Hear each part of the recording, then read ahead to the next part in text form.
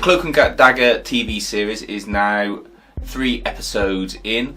Wanted to wait until 3 episodes in because they released the first 2 episodes at once, and I was a little bit sceptical that after those episodes maybe things would start to go downhill a bit. They don't. The 3rd episode is sort of dream sequence episode, and you don't get too much in the way of character interactions, developments, but it's all of the same quality as the first 2. I'm not a big fan of the Cloak and Dagger comic book series that this is based on, and I've only really read them when they've come via other person's comic book series, such as when they appear in the Runaways or moreover in the Ultimate Spider-Man series of books. There's some changes to their creation backstory. I mean, this is set in New Orleans instead of being set in New York, which I think is good and doesn't really matter. It sort of removes them from the rest of the Marvel characters and avoids a need for people having to constantly go, but where's Daredevil when this happens? They've still got elements such as the church that they hang out at being present. Their origin story is tweaked as far as getting their powers, in that instead of them having been illegally experimented on, which I think was a through line in all of their iterations in the comic books, they are just both subject to an accident that occurs in their childhood. Roxxon, the corporation that appears throughout Marvel's history and the MCU, has an oil rig that is being used for other scientific purposes, and Tandy, Dagger's dad, is involved in that.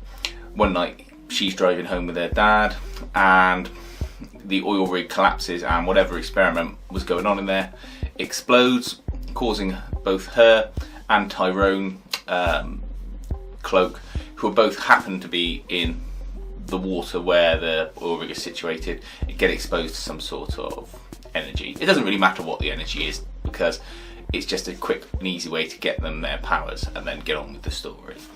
The way it's shot is interesting and I really like it. It's a lot of handheld camera work, and it's got a sort of washed out grainy feel to it, and it's got this nice soundtrack that's going all the way through it. It reminded me a little bit of things like It Follows, but it's a little bit more upbeat than that. But it's got that sort of aged feel to it, where everything sort of gives you the impression that it's semi-dream-like and it sort of washes over you.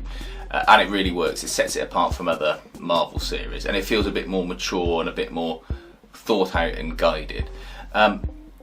You only really get brief glimpses of their powers up to episode 3, which is daggers, light daggers that she generates with her hands.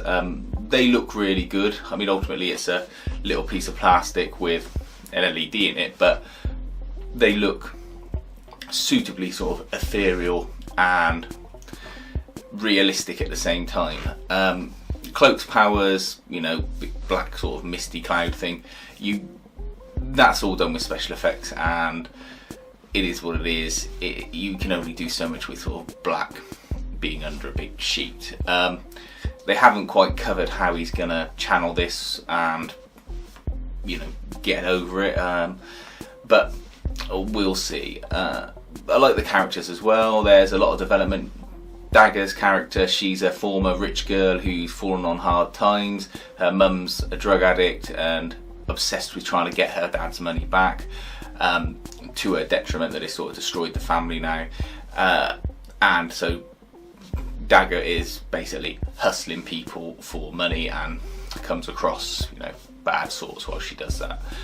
Whereas Cloak is sort of a former kid who was mixed up with gang type stuff. You have to see the show to see why I say type stuff, because his brother was trying to not be in a gang that gets him into a situation.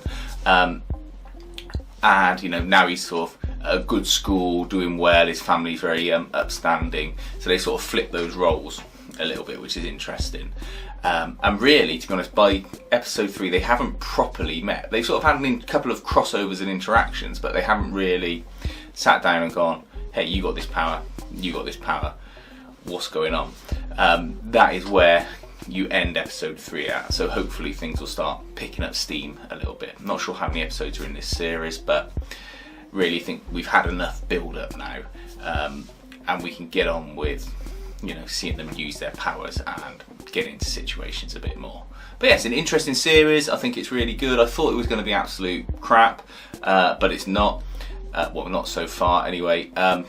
Yeah, and I think it's definitely worth watching. I didn't even know that it was coming out until I just got a sort of email from Amazon Prime saying, oh, this is available, and I watched it, and I'm glad I saw it now. But I'm just surprised they didn't push it a bit more, being that it's Marvel and Disney and a big marketing machine. Even series like this that don't have sort of very popular characters in it, you'd think that they'd still push it forward a bit.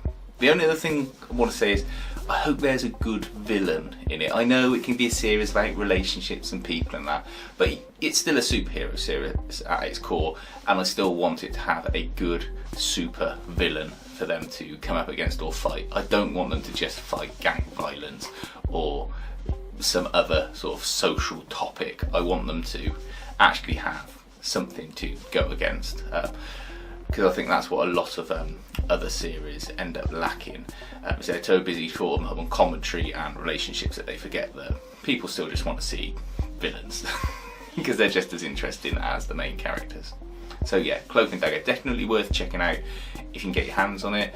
I wouldn't go out buying a Prime membership if you don't have one, but it's certainly a nice little thing to watch if you do.